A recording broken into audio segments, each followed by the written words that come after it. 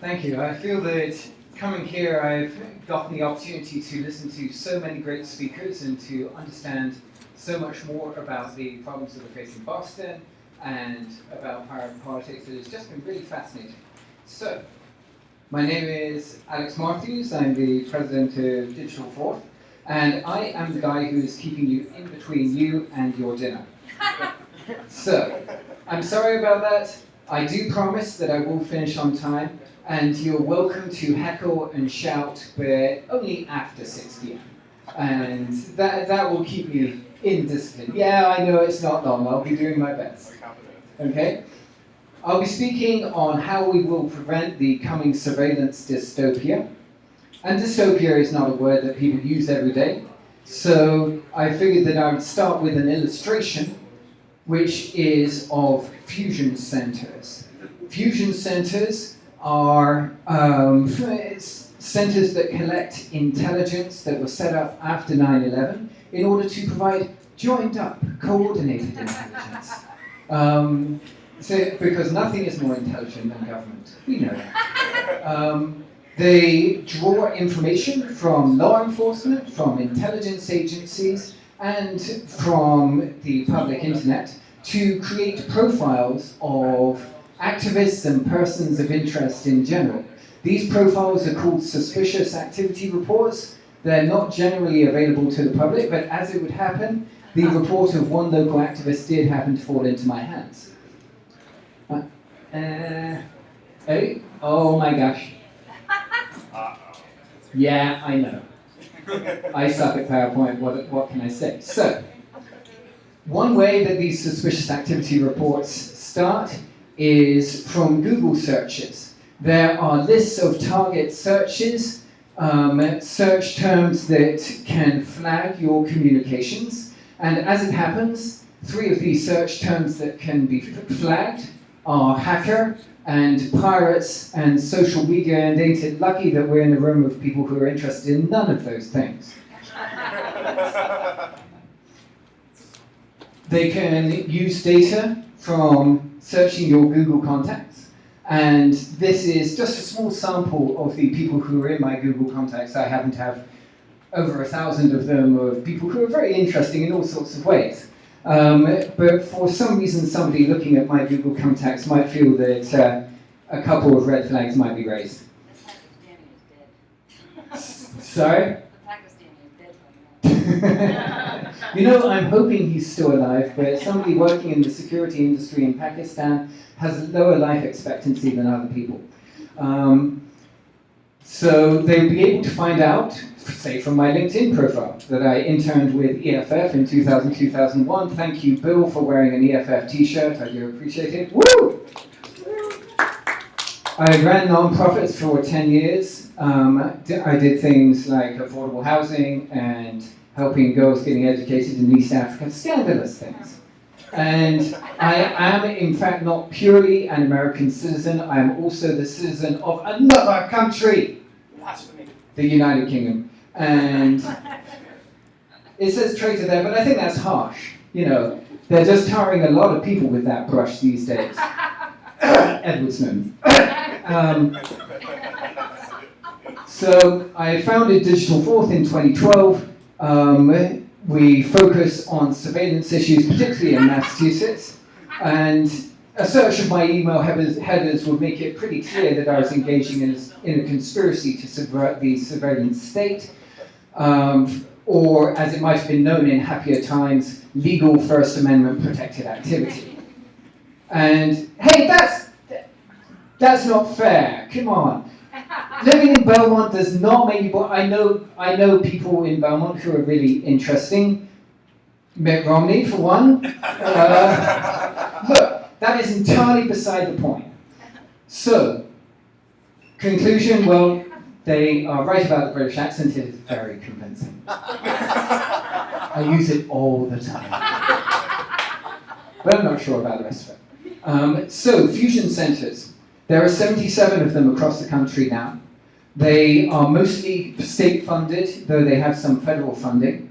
And they were initially created in order to prevent terrorist attacks. The problem that they rapidly found is that there just isn't enough terrorism to go around. There might be 3 or 4 serious terrorist plots in the course of a given year, and I'm sorry, but that's just not enough to sustain 77 separate fusion centers around the country with all of the analysts and staffing and budgets. Oh my God. So, there was an obvious solution, and by obvious solution I do not mean shut down 73 of the fusion centers. The obvious solution was to expand out the definition of terrorism. And what we found across the country is that different fusion centers have targeted different kinds of people as potential terrorists. See if you can identify yourselves in any of these lists. Third-party voters, students at historically black colleges, Muslims, peace activists, Occupy activists, environmentalists, protesters against the Keystone Pipeline, protesters against Monsanto. Am I missing anybody yet? What if I'm all of the above? I win? Like, what do I get? Yeah. You win a nice vacation somewhere really secure. I like this. I hear a drone overhead. Yeah, it would be efficient, wouldn't it? And as you know, efficiency in fighting terrorism is what it's all about. Here in Massachusetts, the Boston Regional Intelligence Center, or BRIC, spied on Veterans for Peace and United for Peace with Justice and occupied Boston at the same time as Russian intelligence was reporting to them about some guy called Tamerlan, what's his face. But that's clearly not important because we've got these guys in Dewey Square, and if we allow them to continue, who knows what the fuck would happen. The US Senate did a report last year which found that the fusion centers across the country had managed to thwart a majestic total of 0 terrorist attacks during the course of their existence. But as we know, just because a government entity is not doing any good and is spending lots of money does not mean that it will get shut down. They'll give them more money. Well, clearly if they had more money, they would be able to thwart all the attacks, and I like the way you think. Do you work in government? So, this is the question. The fusion centers are simply a notable example of what happens when the deep state is left unchecked without any meaningful kind of constraints or balancing. And I'd like to explore a little bit with you before proceeding to solutions on what will happen if the deep state continues unchecked. One thing that has not necessarily been highlighted yet today is the importance of the revelations of an NSA whistleblower called Russell Tice. And he went on record last week explaining that, that the NSA makes a routine practice of targeting and uncovering the secrets of anyone who may potentially have the power to influence their budget or operations. In 2004, they started spying on a newly minted senator with big ears from Illinois, with a funny name. They spied on Hillary Clinton, they spied on John McCain. In fact, it is a fairly extensive list. He says members of Congress, both Senate and the House, especially on the intelligence committees, armed services committees, judiciary, lawyers, law firms, judges, including FISA court judges, one Supreme Court justice, State Department officials, people in the White House, anti-war groups. It's always the anti-war groups. God damn it. When can you just be pro-war like everybody else? They went after US companies that did business around the world. They went after US banking firms and financial firms. You would think that they'd be on the same side, but maybe they just wanted to spy on each other. They went after NGOs, the Red Cross, people who go overseas and do humanitarian work, having worked in girls' education in East Africa. That was an interesting finding for me. And they went after, oh, he mentioned them again, anti-war civil rights groups. There you go. So he says, don't tell me that there's no abuse because I've had these warrants in my hand and looked at them. So what are the practical effects of this? This means that the price of entry for meaningful power in the federal government is to have already handed over all of your secrets to the NSA.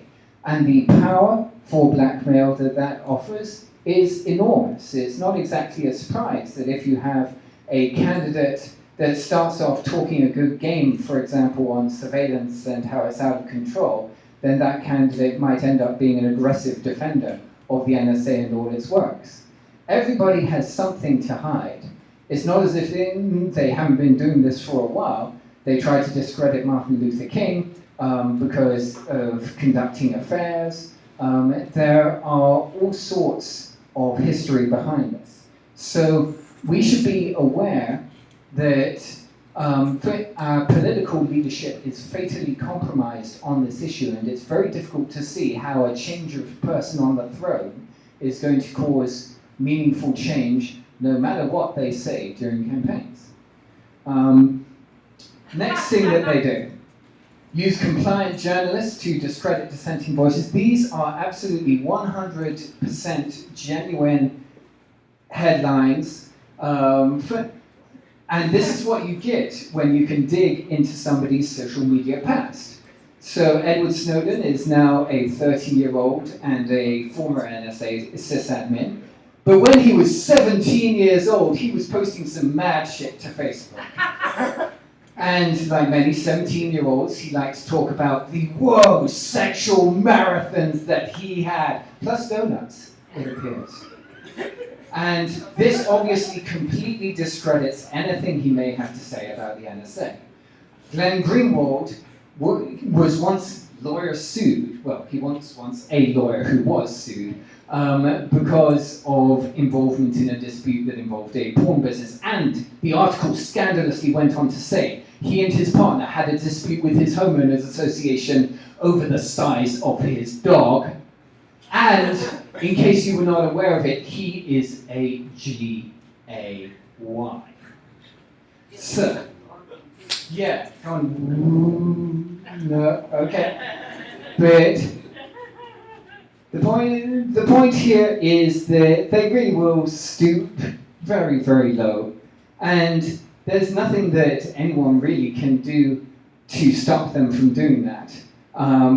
You have to accept as part of this that if you're going up against the surveillance state, then they will try to uncover stuff, misrepresent stuff, distort stuff, and make sure that any potentially dirty laundry, like being a GAY, is thoroughly aired. A third tactic of an unchecked deep state is the use of militarized police forces, informants, and surveillance technologies to suppress popular dissent. One of these photos, the top one is from Occupy Oakland, the bottom one is from, we have a supporter of Occupy Oakland here, great. You support everything, sir, it's very impressive. And there's a sort of comorbidity dynamic going on here. The bottom photo is from the NYPD protests after they shot an unarmed 16-year-old boy. But there's very little to choose between these two pictures. It's now been amply demonstrated that that law enforcement was sitting down with the banks and with the Wall Street firms to try and strategize about how to disrupt Occupy, because what could be more threatening, frankly? I think that it is genuinely threatening for them to see people coming together. That is the importance of organizing, and that is something that I will come to. What we have to be looking at when trying to undermine the deep state is, what do they fear? What really seems to provoke them?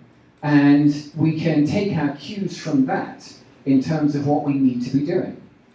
So one thing that provokes them is the hackers. The scary, scary hackers with all of their scary, scary skills that people in government cannot possibly understand.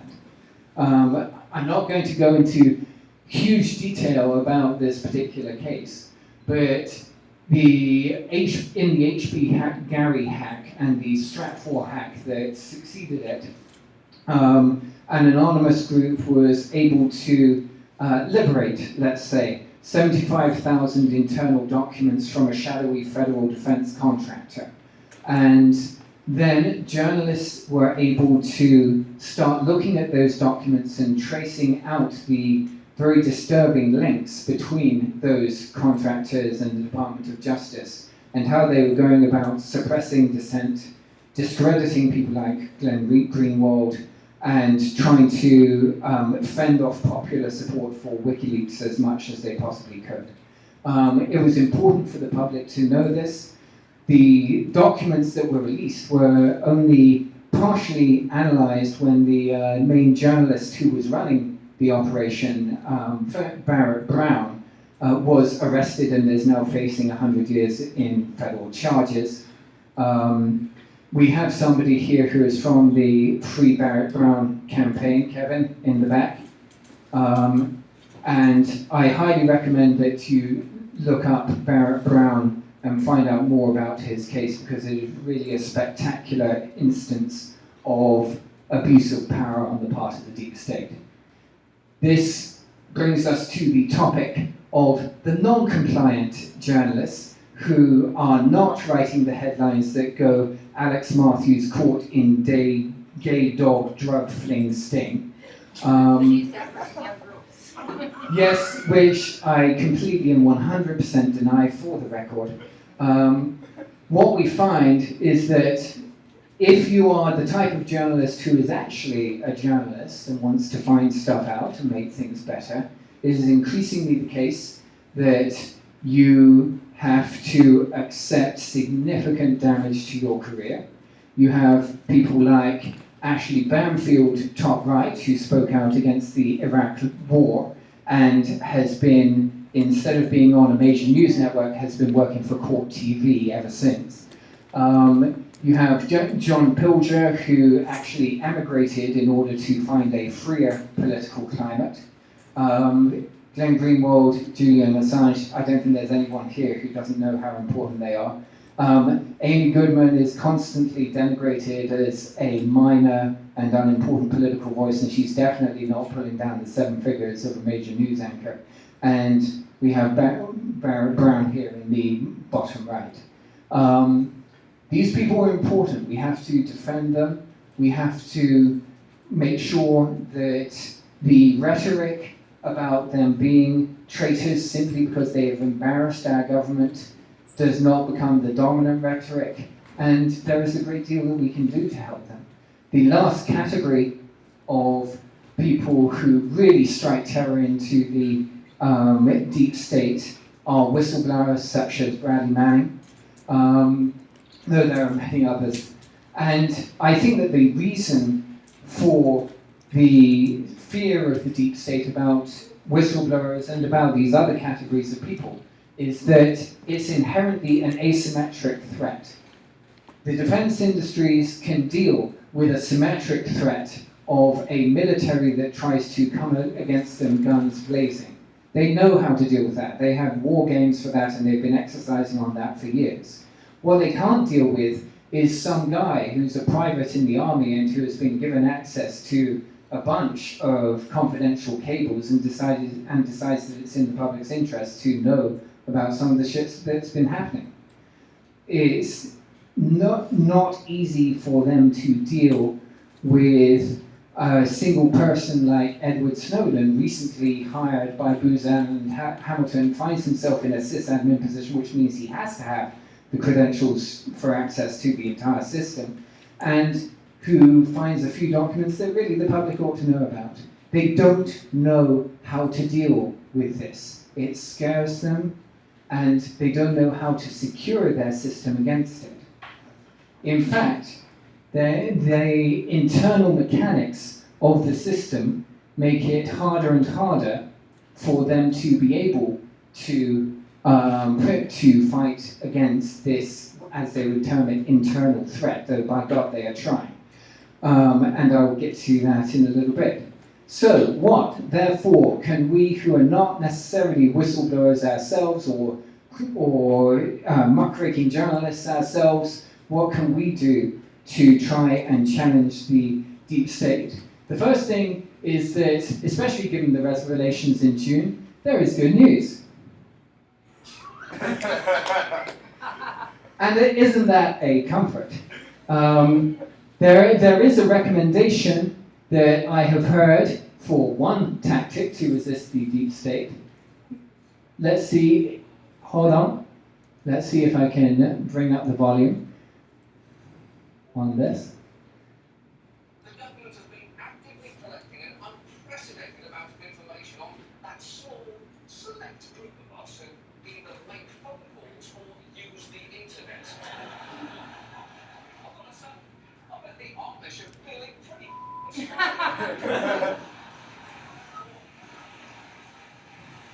Did you put your mic over? They would be feeling that way if they had any idea that this storm was happening. So there's one option. We can always go Amish. That's not the option I'll be recommending for you guys today, because I am really, really bad at churning butter. And they just busted the Amish too. Sorry? The feds just went in and busted the Amish too. Oh, God damn it! They Is there nothing sacred? They were trading in raw milk. Yeah, raw milk, beard cutting. Oh my God, these people. You can't trust anybody these days. So, one potential solution on an individual basis is the use of encryption.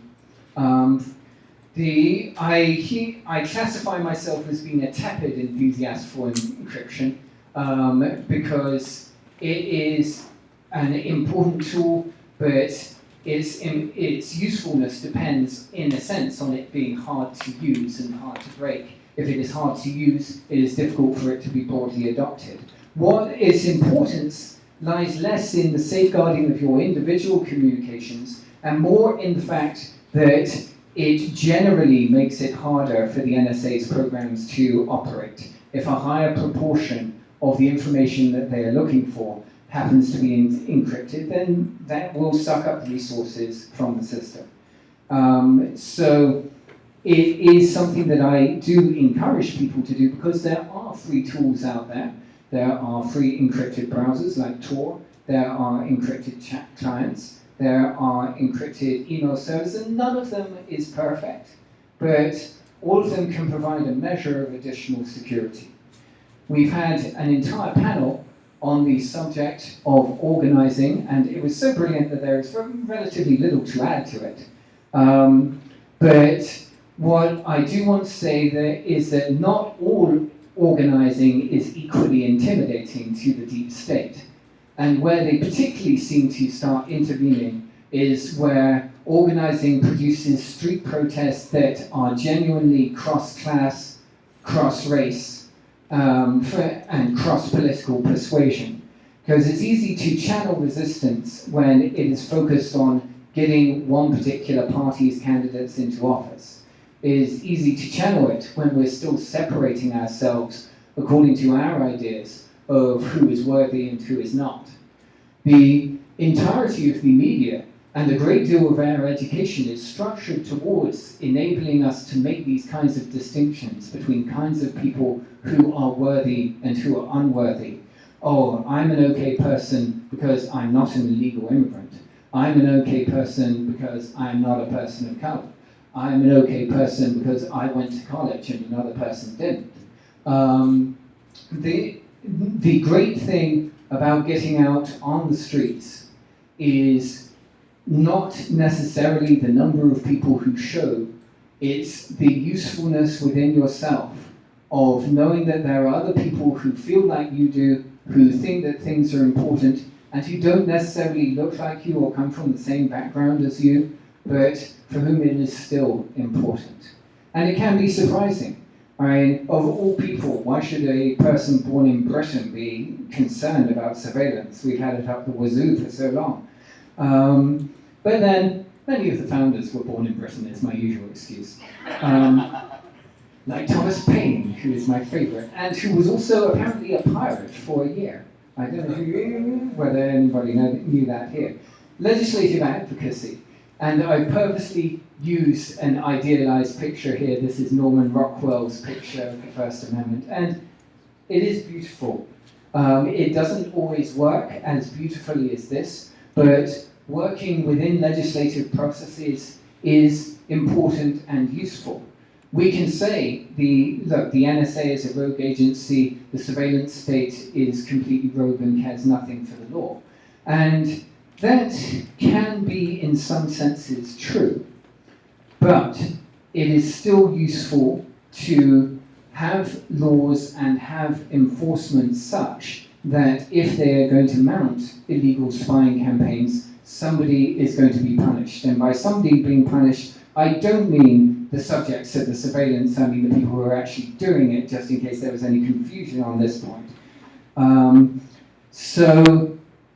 I, at Digital Force, do a fair amount of legislative advocacy, and at the moment we have a petition on because there is a bill, a state bill relating to surveillance.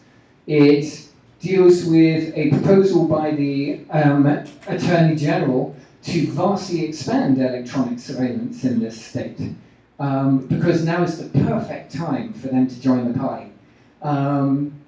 So then they want to expand out electronic wiretapping from organized crime, which is what they're allowed to do it for at the moment, to more or less any crime down to simple marijuana possession, possessing a firearm without a license, pretty much anything. And they want, to be able to do mass wiretapping at phone company switching stations, because if the NSA can do it, then really why can't Arthur Coakley? So, yeah, it's unfair, right?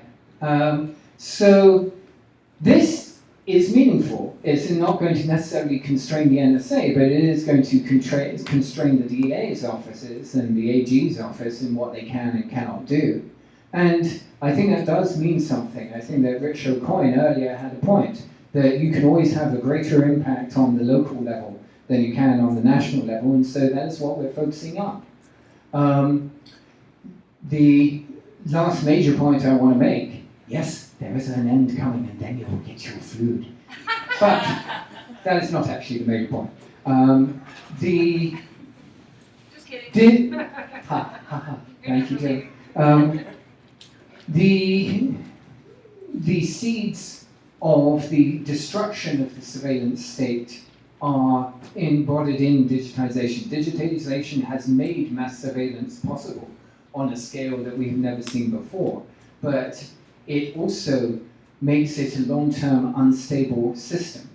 So, let me explain. The proportion of the data that the intelligence agencies collect that they can interpret meaningfully and in a timely way decreases with every passing year. Computer power goes up geometrically. The number of people that they have to process the information does not go up geometrically. And so, with every passing year, they have more and more data that they have acquired that does not ever see a human eye, and that therefore is not subject to intelligent and contextual and reasoned evaluation. In the calculations that I've done at the moment, for every year's worth of analysts' time, the NSA is currently collecting 23 million years worth of data. And that imbalance is only going to get worse. And they're in a bind because it's not politically acceptable for them to actually collect less data. And it's not financially possible for them to employ enough people to review all of this data personally, because every single adult American would have to be working for the NSA by 2015. So, it's not like the problem is going to be solved. What they're doing is they are employing artificial intelligence tools and text recognition tools to try to parse this enormous flood of data and have it make sense so that some things will be flagged for analysts to look at. And so one big recommendation I have is that if you have skills in those areas, I am certain that the surveillance state is hiring and will be for the foreseeable future.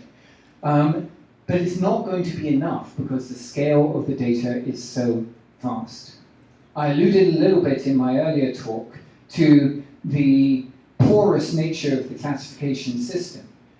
All of this, this data that they are collected has to go into the classification system in some way, all of this stuff is classified and is not available to the public. And that means that you need more and more people who have security clearances who will be able to look at this stuff. And that in turn means that you now have over 500,000 people in this country who have security clearances, any one of whom, and hopefully more, could be the next Edward Snowden. And they don't have a solution for that, because the solutions are unacceptable. Collect less data, classify less data, spy on fewer people. They just can't do that. So, so it is also true that some of the most public outrages of the surveillance state, the police brutality, the stop and frisk, the day-to-day harassment of the poor and of minorities, is going to become incrementally more difficult to do, because everyone does have a high-resolution camera. These things are being watched, especially in urban environments, in ways that they were not before. And it can be profoundly embarrassing for the government when this stuff is disclosed. So the potential for ordinary people to embarrass the government does increase geometrically year on year, and that is useful. So that is a note of hope that we're in a kind of intermediate state here, where the NSA has enormous capacity to acquire information about you, but increasingly they don't know what to do with it, and they don't have the people to manage it. The last thing I will say is that the Pirate Party is very important in this kind of discussion. America is a pirate nation. Its constitution was written by pirate-minded people, one of whom, as I've mentioned, was an actual pirate. And it has always been served best by people who are unwilling meekly to accept injustice. And that is a good characterization of the pirate mentality. So, there are things that you can do. I have the petition that would be a great thing for you to sign. But there is a whole sequence of privacy legislation that is coming up on July 9th in front of the legislature.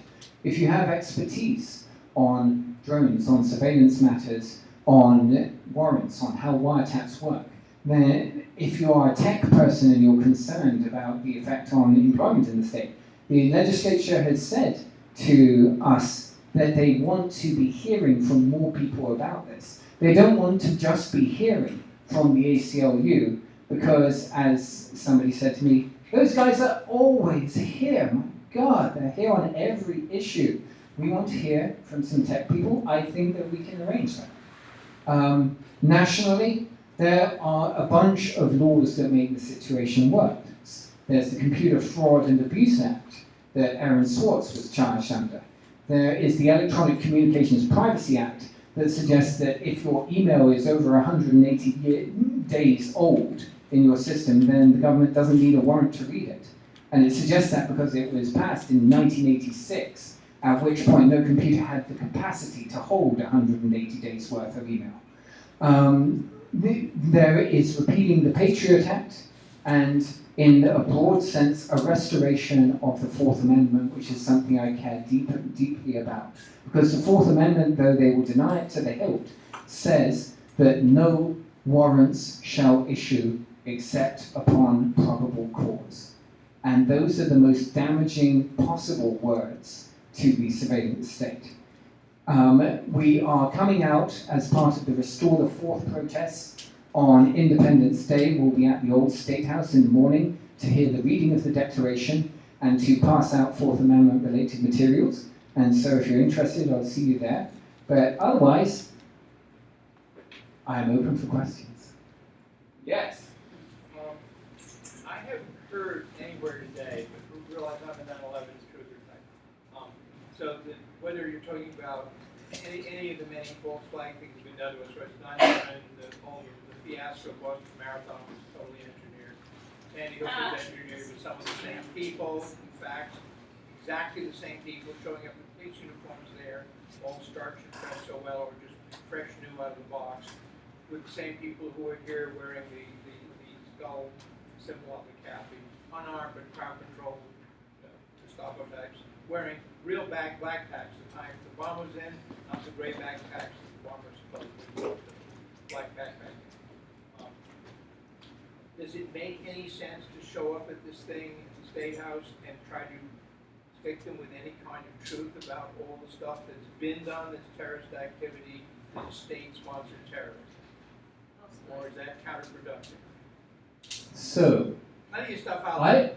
I would never say to anybody, do not show up anywhere and protest, because I think the more people come out on the streets on things that they care about, the better society we will have. What I would say is that being strategic about protests has to involve an element of trying to persuade the audience over to your side. And my sense of the current political climate in Boston is that you'll be more likely to get angry and aggressive reactions as a result of bringing forward that material at that time in that place than if you were to do it at other times in other places. Does that answer your question? Another question? Let's find out. Please. Totally different. Some of the online stuff about how long NSA is keeping stuff versus plain text stuff, which of course is being analyzed by computers. Something sounds juicy, then a real person will listen to it. But the time they keep encrypted stuff, which is like 2 years versus 5 years versus 2 or something. As far as I understand it, the capability is 2 years at the moment, but it may increase to 5 years with the opening of the Utah data center. Well, but the encrypted stuff immediately raised big red flags, and they hated them, worship more, and all that. But if everybody were just encrypting, remember back in the good old days when email was very early and very young people, their SIG files would put NSA, CIA, Mossad, and A-bomb and everything else. Yes. Just to pull people's chains. Yes, they would. Trolling the LSA really is not a new endeavor. So, and I've had coworkers who, after they were doing some schooling things in China, came back with business cards from NSA and CIA who were trying to hire them. I know a lady who got a friendly call when she was 16, and the gentleman had read all her college applications, had her board scores in front of him, and said, "You'll get into any of these, but just tell me which one you want. You'll go there, and I'll pay for the whole thing, but you have to come work for me." And he told Mr. NSA to take a fine. Well, she didn't quite say that, but she did turn it down. But there's plenty of people who they hire, and some of them you know. And I'll just stop there. But if everybody were to start encrypting, even if they didn't need to, these guys would sort of have a large amount of data that have to deal with all of a sudden. And it's sort of, except it's our tax law, it's sort of amusing to drown them. It would make the mismatch problem, the data mismatch problem that I'm talking about, much, much worse if a higher proportion of people systematically encrypted their stuff. So Phil Zimmerman had his PGP thing adopted for SIP VoIP stuff, and it was a picture of it was either on telephony or Jeff Culver's blog, Voice of Networks, the VoIP magazine, Paul Rathbard crashed and there was a tactical thing about timing a significant expensive trade show parallel to some other trade show that all the potential attendees went to the other show and they ran out of money. But that magazine was basically a declaration of warfare by encrypting all phone traffic trivially. I don't know how far that's gone. Or whether Free Software Foundation's got some version of that out now. Yeah. There are great organizations working on this. Can we hear from Bill? Yeah, so there's a few options for encrypting voice communication. One is called Redphone. It's an open source tool developed by Whispersys. The same creators as Text Secure, which is a corollary for text messages. There's a newer piece of software out that was just released, and that uses the RGPU protocol for encrypting voice communications in a streaming fashion. There's other newer encrypted voice communication software. I'm trying to remember the name of it. Silent Circle? What was it? You mentioned Silent Circle? Silent Circle? It's the new product from Phil Zimmerman. Oh, okay, yeah. And Phil Zimmerman, again, ZRTP is the protocol he uses. using developing.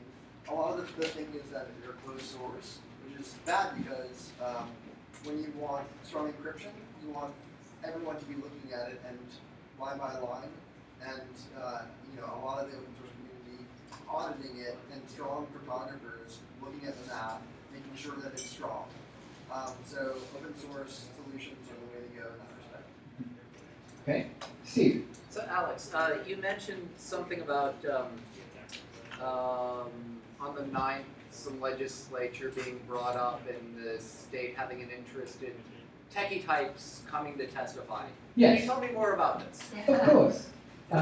This is a meeting of the Judiciary Committee, the Joint Judiciary Committee of the State House, and they are considering a fairly large variety of bills, but it includes the Drone Privacy Act, which would set limitations on the uses of drones in the Commonwealth. It includes the Free Speech Act, which would set limitations on the operation of fusion centres, and extra super duper forbid the police from spying on protesters.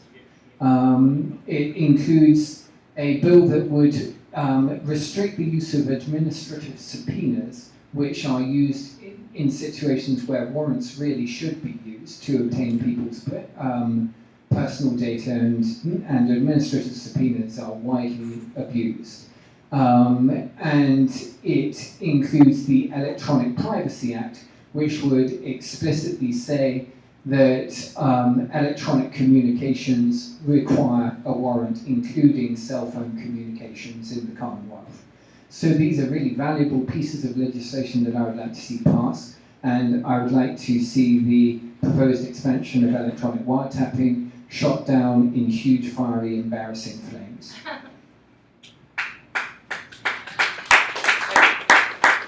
The petition currently has over 4,000 signatures, and I've been working partly with Evan Greer from Fight for the Future on this, and it's been an extraordinary effort. EFF is involved as well.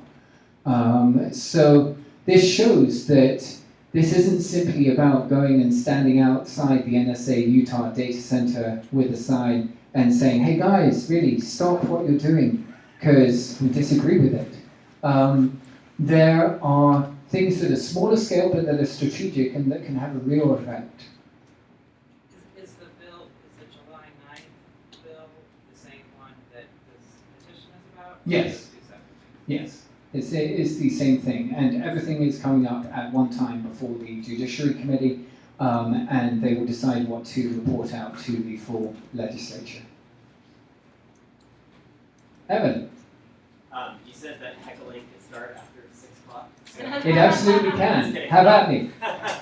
No, first I just want to say I really encourage everyone to talk to Alex and to sign that petition and to get on his list to get updates about that bill and just kind of the other stuff that he's talking about. He's doing awesome work around this. And then I want to heckle or ask my question. I thought that this was a great presentation, and I think that you've laid out like a kind of excellent analysis of how kind of the NSA may meet its own demise, or just that this like, you know, there's sort of an algorithm here about like how much they can really surveil and like how much it will cost over time in ways that we can maybe increase that cost for them, or sort of like sort of limit what they can do given that. And I guess what I'm kind of interested in wondering is like what impact does this have on rich communities? And it seems like that's a pretty good solution for like, okay, if we work on this or just sort of like on its own over time, it may become impossible for them to sort of do the sort of constant monitoring and tracking that they do on everyone, which clearly is like the most destructive effect, because it just has this horrible impact on free speech, freedom of association, all these other things. But my question then is will that leave us in a position where more vulnerable, marginalized communities and or more radical and dissenting voices are the ones that sort of are still just sort of under the bus and getting screwed by surveillance, and then there's sort of a mass of people who like aren't getting surveilled and don't care anymore, which seems like maybe that's sort of the situation we've had over the past couple hundred years. And I definitely have, I've definitely seen some reactions from other organizations to what we're putting out as Fight for the Future, who are like, are you fucking kidding me, white people? Like, you're upset now? Like, you know, like, people, like, this has been going on forever. There's over 2 million people in jail. Like, shut the fuck up. That is an entirely legitimate point of view that they're expressing. Right. And I think that unless there were a systematic defunding of the black budget, then some of that energy may well be redirected against poor communities and communities of colour. I skipped over a little bit of the organising section of my talk simply because there had been a whole session on it, but I wanted to highlight the work of another of our partners, the Bill of Rights Defence Committee. They have been working for years down in New York City, organising on the streets and culminating in stuff that is happening right now, where the New York City Council has voted with veto-proof majorities to provide for the first time some real accountability for the NYPD. An outside inspector general with subpoena power and legalizing the ability of people to bring lawsuits against the NYPD for racial profiling. That kind of stuff is really big, really significant, and it's taken a deal of work to get there. So what might happen over time is that I hope that technically minded people and middle class people and white people will be energized enough about this issue to be able to lend their energies to poor people and communities of colour in the ongoing struggle that they face. I just wanted to add, the other application for encrypted phone calls that I forgot to mention was called Oztel. It's being developed by the Guardian Project.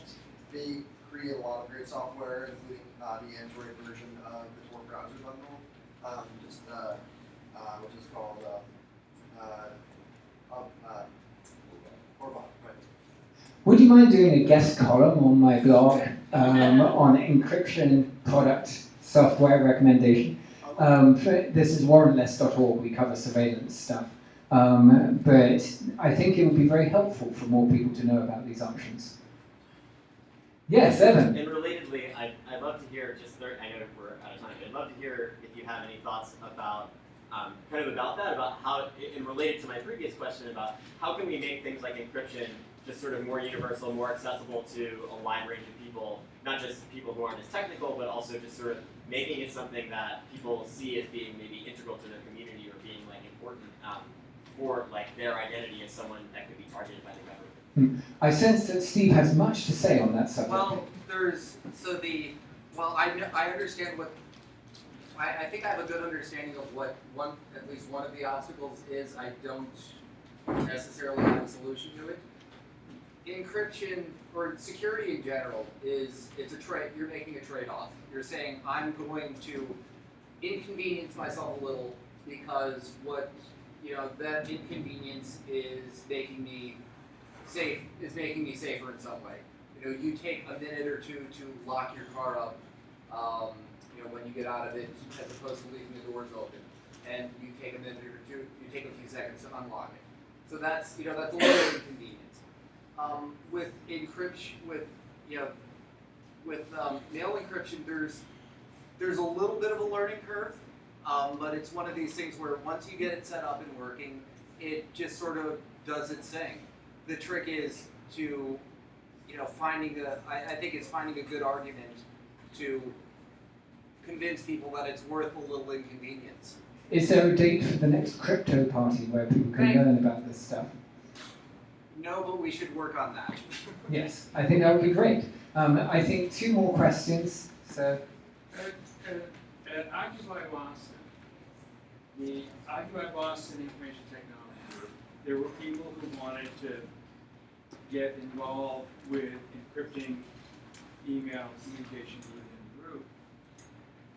And I wanted to have a program wherein we taught everybody how to do the encryption and asked people, send email, encrypted email with your buttercup recipes, your cupcake recipes, Mhm. so that there's enough chaff that traffic analysis won't give the NSA a socio ring. The so-called techies in this group said, no, we don't want that. We only want to have a select group of people who are doing this. And of course, Was that because they thought it was too much trouble? they never revealed to me what the reasoning was. And I find Were they that- perhaps worried about infiltration? Hmm? Were they perhaps worried about infiltration? in that? Why would that be a concern? Because if you participate in an encrypted system with other people, then presumably you're concerned that your ability to speak out freely within that group would reveal to the people in that We're group. talking about email, Okay, just point to point. true. Okay, Yeah, not a normal developer. What? Yeah, I just want to point out, setting up encryption is a pain. Like, I've seen people who are reasonably technical users try to get this thing set up, and they're swearing at their computer and having to walk away for a day or two and come back and try to get the stupid script on Linux to talk to the Thunderbird thing, and then, oh no, we really wanted. It's a pain in the ass. If you want normal people to be able to set this up, you need a GUI where you push a button and say, just do it for me on a Windows machine, and then it happens. Yes. And Which then- is exactly the reason why I describe myself at the start of this as tepidly enthusiastic about encryption. Like, Okay. we really need to get a UI on top of this, because I know. as it is, it's terrible. And from a developer standpoint, thinking about how to make the tools that are secure much more user-friendly, much more convenient, maybe bundling some of this encryption into the browser and making it transparent to the user. All they need to do is remember their password. You can have a zero-knowledge server that does the encryption in the user's browser to clear and So there are methods to do this. I don't want to necessarily get into a deeply detailed encryption discussion at this point. But what I would really like to do is to thank the Mass Pirates for putting this awesome day on. You've done a fabulous job. And I appreciate very much the opportunity to speak to you guys.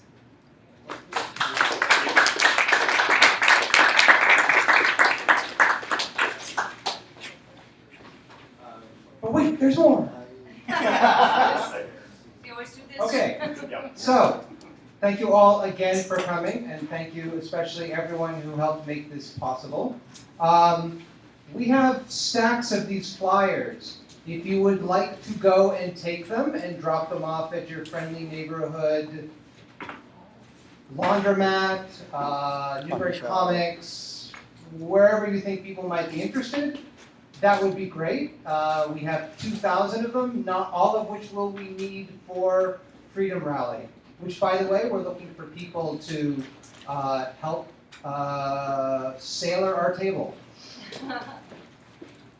I have one more copy of No Safe Harbor. This is the only book, as far as I know, that was ever created by the U.S. Pirate Party. $10. If you're interested, it's pretty good. It's also, of course, online for free. Via lots of different formats and torrent and anything else. I have one more t-shirt, $20. Anyone wants it? It's a large. Talk with me. Finally, one last thing. Some of us, once we clean up, and you are welcome to help us clean up, are going to go to dinner. If you would like to join us, stay, and we'll figure out where the heck we're going. All right, thank you all very much for coming. Have a wonderful year.